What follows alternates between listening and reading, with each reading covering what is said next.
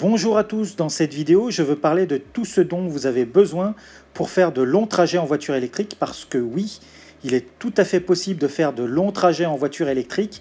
Partir en vacances c'est tout à fait possible, il suffit de préparer son voyage. Je parle de tout ça tout de suite.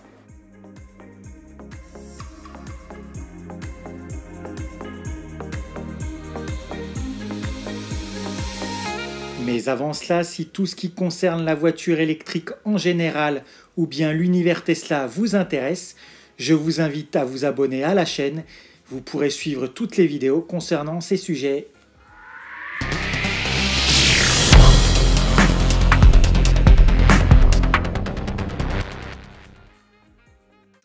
Beaucoup de personnes s'intéressent à la voiture électrique, mais ils ne passent pas le pas car ils ont des craintes. Et la principale de ces craintes, c'est l'autonomie. Vont-ils pouvoir partir en vacances, par exemple, en voiture électrique?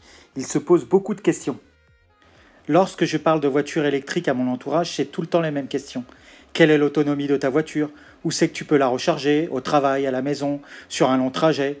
Quelle est la fiabilité? Quelle est la durée de vie de la batterie? Combien de temps pour recharger la voiture?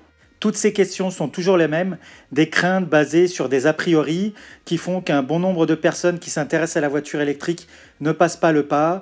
Ils ont peur de l'autonomie, du temps de charge et ils pensent que c'est compliqué alors que c'est pas si compliqué que ça. L'autonomie, un frein à l'achat d'un VE et pourtant un bon nombre de véhicules électriques est capable aujourd'hui de parcourir entre 200 et 500 km en fonction du modèle et ce en une seule charge. D'ailleurs, je vous invite à regarder une vidéo que j'ai faite sur les autonomies réelles des voitures électriques. Petit rappel des recommandations de la sécurité routière qui en effet nous recommande de nous arrêter toutes les 2 heures pour faire une pause lors de longs trajets sur autoroute. En effet, dès les premiers signes de fatigue ou de somnolence, les risques d'accident sont multipliés par 3 ou 4. Vous allez me dire où je veux en venir avec ces recommandations de la sécurité routière. Eh bien, si vous êtes en véhicule électrique sur autoroute et que vous conduisez pendant 2 heures, vous allez parcourir 200-250 km. Et allez, si vous poussez plus loin, vous roulez 4 heures d'affilée, vous allez faire quoi? 400-500 km. Donc, c'est totalement compatible avec les VE actuels et les recommandations de la sécurité routière. Je m'amuse à dire à qui veut l'entendre que l'autonomie d'une voiture électrique n'est pas un problème pour un long trajet, c'est plutôt la taille de la vessie de votre enfant, de votre femme ou bien la vôtre, ou bien la fatigue qui vont vous arrêter, ou bien même la faim.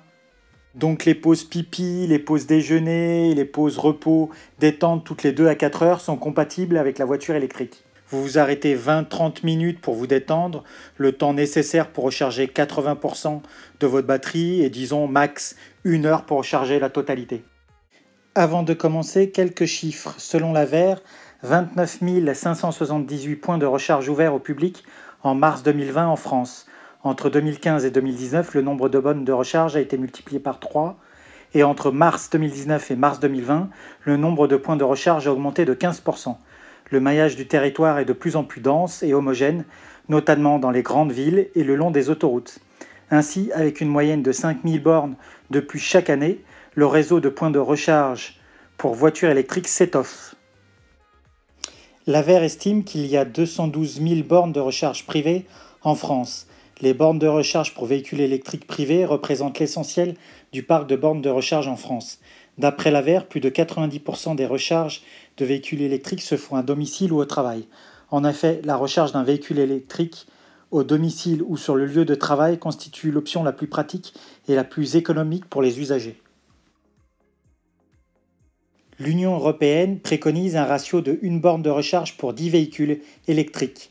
Avec près de 29 600 bornes de recharge publique en France, on compte 1 borne pour 8 véhicules.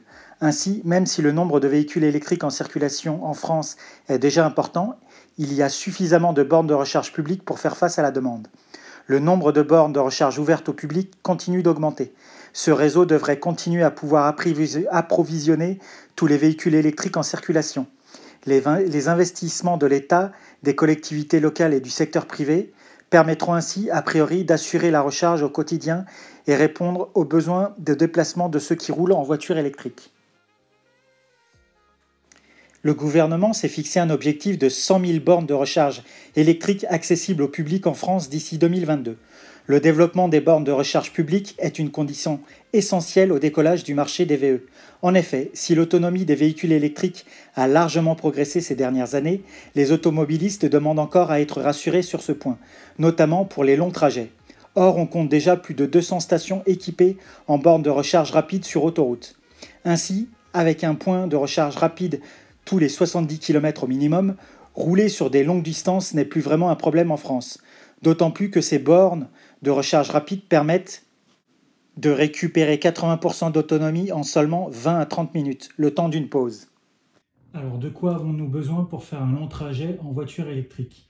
Il faut savoir que les bornes de recharge rapide le long des autoroutes ou bien les bornes de recharge en ville ou toutes les bornes de recharge, en général, ne sont pas équipées de lecteurs de cartes de Visa ou autres cartes de paiement. Et donc, vous devez utiliser des cartes d'opérateurs. Donc, j'ai déjà fait une petite vidéo sur les cartes de recharge pour véhicules électriques que je vous invite à aller voir. Je mettrai le lien en haut de la vidéo. Et donc, vous avez besoin de cartes de recharge. J'en ai quelques-unes de nouvelles que j'ai mis dans ce petit porte-cartes qui, d'ailleurs, est tellement gros, je ne pouvais même plus les mettre dans mon portefeuille tellement que ça prenait de place. Donc, je les ai mis carrément dans un autre porte-cartes. Donc, nous avons besoin de cartes de recharge. J'en ai une nouvelle qui est ChargePoint, Mingo. Donc, ces deux-là sont nouvelles. Elles sont très bien pour les réseaux de charge sur Ionity. C'est un des meilleurs tarifs sur Ionity. Donc, j'en parlerai un peu plus tard dans la vidéo. Donc, voilà la plupart des cartes de recharge que vous pouvez avoir. Il y a EasyVia aussi, mais bon, bref. Donc, je vais faire un point sur ces différentes cartes. Et vous avez également besoin de l'application Better Route Planner ou sur le site internet et l'application ChargePrice. Je passe tout ça en détail tout de suite. Je parlais des meilleurs tarifs sur le réseau Ionity pour Mingo et ChargePoint, qui est actuellement de 0,39 centimes au kilowattheure pour Mingo et 7,60 € la session de charge avec ChargePoint. Il semblerait que les tarifs vont augmenter au 1er septembre 2020, doubler à nouveau pour Mingo, passer de 39 centimes du kilowattheure à 79 centimes du kilowattheure et multiplié par 4 par ChargePoint, la session de charge. Donc tous ces avantages vont s'arrêter malheureusement pour nous. Lorsque vous serez équipé des cartes de recharge qui peuvent correspondre à vos besoins, d'ailleurs je rappelle que ces cartes sont très peu coûteuses ou même gratuites certaines, sinon ça va de 5 à 10 € la carte, voire le maximum je crois que c'est 19,90 €, c'est ChargeMap il me semble, mais sinon donc elles sont pas chères, il suffit de vous en procurer quelques-unes, celles qui peuvent correspondre à vos besoins. Vous allez devoir alors préparer votre itinéraire avec les arrêts pour recharge avec une application qui s'appelle Better Route Planner. Je prends pour exemple un voyage que j'ai fait cet été en juillet. J'ai fait Paris-Porto pour les vacances avec ma Tesla Model 3 Performance. Vous sélectionnez les paramètres propres à chaque véhicule. Donc moi c'est une Tesla Model 3 Performance. J'avais une charge à 100% au départ. Pour la charge arrivée à une borne, j'ai mis 20% minimum. Pour une charge à l'arrivée finale, j'ai mis 20% minimum de batterie également. J'ai mis 300 kg de charge supplémentaire parce qu'on était 3 et le coffre était plein. Vous lancez la recherche d'itinéraire et donc il va vous proposer votre itinéraire avec les arrêts à effectuer, le temps de charge sur chacun de ces arrêts. Donc voilà ce qu'il me propose comme itinéraire, un itinéraire donc de 1615 km au total pour une durée de 15h38 de route et 2h52 de recharge en 7 recharges. Vous avez le détail de chaque arrêt, donc Paris, je m'arrête à Tours après 236 km. J'arrive à 10h36, par exemple si je pars à 8h, j'étais à 82%, j'arrive à 27%. Donc après, je repars pour 2 h 4 minutes pour 211 km. J'arrive à Angoulême et ainsi de suite. Donc vous avez le détail des arrêts, combien de temps vous devez rester à charger pour repartir.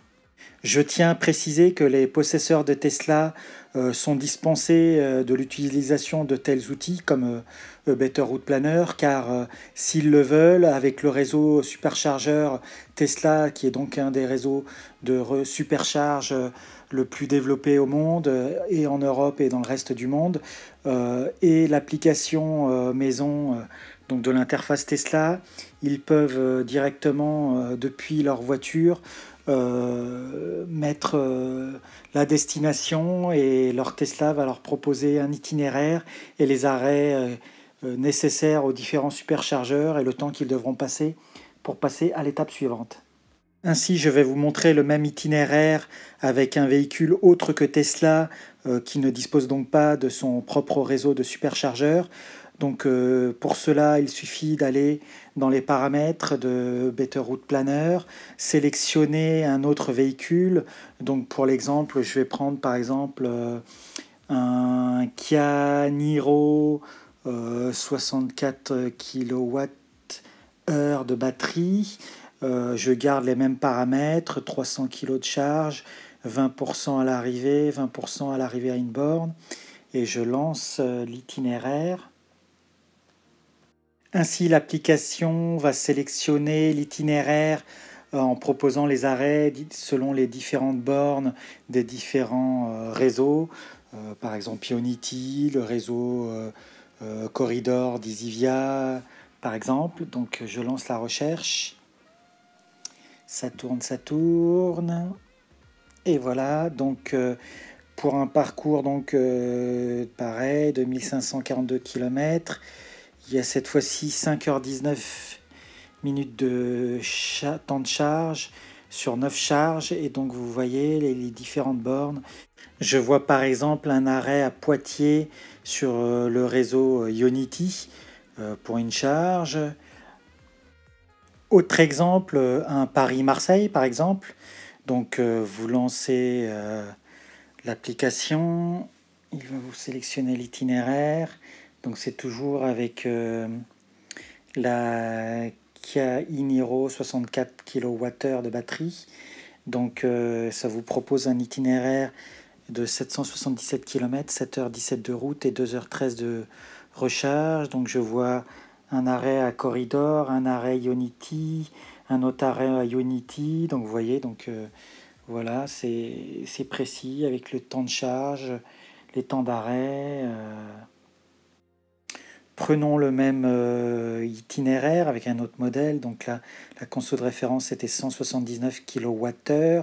Donc là, on va prendre par exemple une Audi e-tron, le Q4 e-tron, c'est la dernière, il me semble. Donc vous la sélectionnez, vous relancez la demande d'itinéraire, et donc la conso de référence là c'est 222 kWh, donc c'est un peu plus, c'est normal, c'est un SUV. Donc qu'est-ce que ça nous propose? Ça nous propose un itinéraire avec 1h30 de charge et 3 recharges. Donc il y a un peu moins de temps de charge, à peu près 1 heure de charge en moins. Donc voilà ce que ça peut donner avec ce type de véhicule. Pareil, on peut s'amuser encore à revoir un itinéraire Paris-Marseille avec une Tesla Model 3 Performance par exemple. Donc on rechange le véhicule, on prend Tesla Model 3 Performance, mon véhicule, conso de référence 190, on lance. Il va nous proposer un itinéraire de combien de temps? 1 heure de recharge, 1 heure et 3 minutes et 3 recharges, donc 8h19 de temps de trajet complet. Une fois que vous avez sélectionné votre itinéraire et donc les différentes bornes auxquelles vous devez vous arrêter pour poursuivre votre périple, votre trajet, je vous propose d'utiliser ChargePrice. Donc c'est une application qui est là pour vous aider à vous guider à travers les différentes cartes de recharge et vous aider à trouver la meilleure offre pour vous. Ainsi, les opérateurs facturent au kilowatt, en minutes, en sessions, etc. Plus besoin de faire des calculs compliqués avant chaque trajet. ChargePrice le fait pour vous et vous montre le coût estimé pour chaque recharge. Donc par exemple, ici dans un Total EV Charge, c'est une borne en 50 kW. Donc le meilleur prix c'est pour Riveo Itinérance, ChargePoint, Alizé, Shell Motion. Donc une autre borne Total EV Charge. Donc le meilleur prix pour Mingo en abonnement, après ChargePoint, après FerrishMile, donc pour une recharge de 20 à 80%, donc estimé. Maintenant, une borne Unity, donc qui est capable de recharger à 350 kW, le meilleur tarif pour Mingo avec abonnement de l'opérateur. Sinon, Mingo classique, 39 centimes du kilowatt, après Unity, après ChargeMap. Une autre borne CCS 50 kW, donc là c'est EasyVia, le meilleur tarif. Ensuite, il y a Shell, ChargeMap, Plugsurfing, Alizé. Autre borne, cette fois-ci du réseau Corridor. Donc le meilleur tarif, c'est bien sûr EasyVia. Ensuite, Shell, Motion, ChargeMap, Plugsurfing. Vous l'aurez remarqué, le maillage en borne rapide, 50 kW et super rapide, type Unity, 350 kW, est assez développé, ça ne fait que de s'améliorer. Donc vous l'aurez compris, il est tout à fait possible de faire de longs trajets en voiture électrique. Il suffit juste de s'organiser, d'être équipé des bonnes applications, ChargePrice, A Better Route Planner, et c'est parti. Bien entendu, faire un long trajet en voiture électrique est encore plus facile avec une Tesla parce que Tesla possède donc le réseau de superchargeurs le plus développé au monde et en Europe. Et le tarif est fixe, vous arrivez, vous n'avez pas à vous poser la question quelle carte utiliser. Vous pluguez, ça reconnaît automatiquement votre voiture, c'est automatiquement débité sur votre compte, c'est 0,24 centimes du kilowattheure. Et c'est fixe et vous n'avez pas à vous embêter à savoir quel est le prix. Donc c'est encore bien plus simple. Voilà, j'espère que cette vidéo va dissiper les craintes de certains d'entre vous et qu'elle va permettre de vous rassurer sur le fait qu'on peut faire de longs trajets en voiture électrique et que cela sera une motivation pour de futurs acheteurs de véhicules électriques. Merci d'avoir suivi cette vidéo. Si vous avez des commentaires, n'hésitez pas. Si vous avez apprécié cette vidéo, laissez-moi un petit pouce bleu, ça fera toujours plaisir. Je vous dis à bientôt pour d'autres vidéos. Bye bye.